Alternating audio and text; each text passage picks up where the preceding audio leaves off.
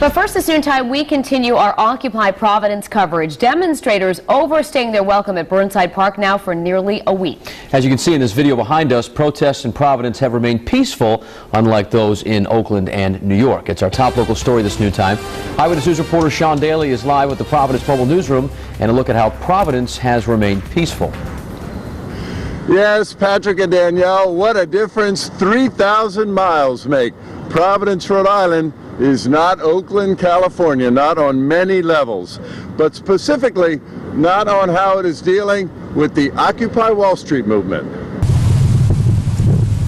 The contrast is striking. This is the mellow Occupy Providence scene this morning, nearly a week after a deadline on an eviction order the city issued came and went. Compare that to this scene in Oakland, California, where emotions ran high this week in the aftermath of Occupy Wall Street protests that shut down the country's fifth busiest port and then grew chaotic and violent near the movement's encampment in downtown Oakland. More than 100 people were arrested. We need to focus. Providence Mayor Angel Taveras tells Eyewitness News on this week's Newsmakers program that the city is not caving in to Occupy Providence's intention to stay put in Burnside Park. But neither is the city forcing the protesters out, even though the city did issue an eviction notice with a deadline of last weekend. We have an issue where I do not believe they have a right to indefinitely occupy Burnside Park. They believe that they do.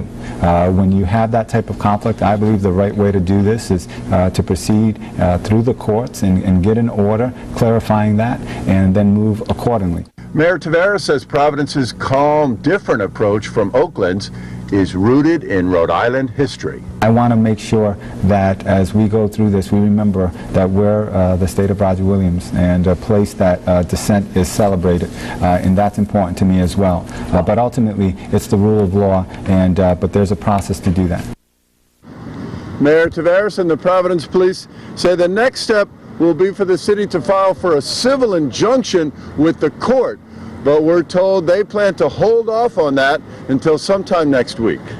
Live at Burnside Park with the Providence Mobile Newsroom, Sean Daly, Eyewitness News.